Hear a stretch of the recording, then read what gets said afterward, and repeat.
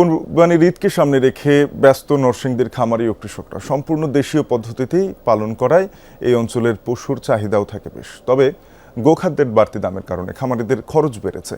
পশু আমদানি করা হলে ক্ষতির শঙ্কা করছেন তারা।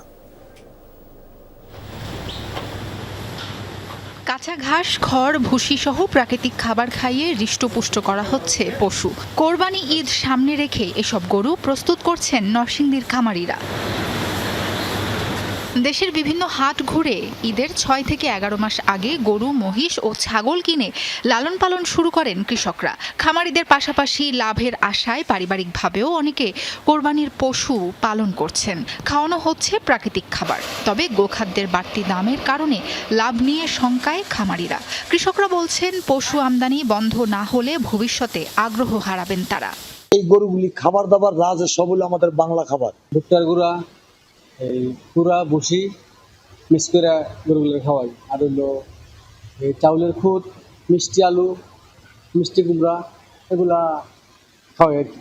গরুর মনে করেন গোসল করার লাগে প্রতিদিন, মনে করেন একবার দুইবার, কিছু কিছু সময় গরমের সিজনে 3বার করানো হয়। তবে এবার মনে হয় না বেশি লাভবান হতে পারবো, কারণ খাদ্যের দাম অনেক বেশি, কিন্তু গরুর বাজার মূল্য এই পর্যন্ত যা দেখতেছি খুবই কম। যদি ইন্ডিয়ান গরু ঢুকে, হয়তোবা আজকে আমার 80 জন যদি নরসিংদী জেলায় 80টা যদি উদ্যোক্তা থাকে কৃষির উপর বা গরুর উপর, সামনের বছর হয়তো এটা 40 আসা পড়ে।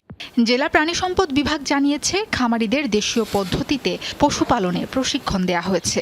পশুর স্বাস্থ্য তদারকি করা হচ্ছে নিয়মিত। আমাদের যেহেতু সক্ষমতা রয়েছে, আমাদের এই বছর সারা দেশে 22 লক্ষ গবাদি পশু আমাদের আরো কোরবানির দিকে যেটা আমাদের উদ্যোগ থাকবে সারা দেশে। সেই লক্ষ্যে আমরা কোনোভাবেই আশেপাশে কোনো জায়গা থেকে গবাদি পশু আমাদের দেশের নাগরিক ক্ষেত্রে বিডিআর মহাপরিচালক সহ অন্যান্য আইনশৃঙ্খলা বাহিনী যার তাদের তিনি তারা মিটিং করেছে, এবং এটা কোনোভাবেই এটা হবে না। এবছর জেলায় ৭৮,৬৪৫টি পশুর চাহিদা রয়েছে। প্রস্তুত রয়েছে ৮৫,৯০৫টি কোরবানিযোগ্য পশু। সাবরিনা লিজা, যমুনা নিউজ।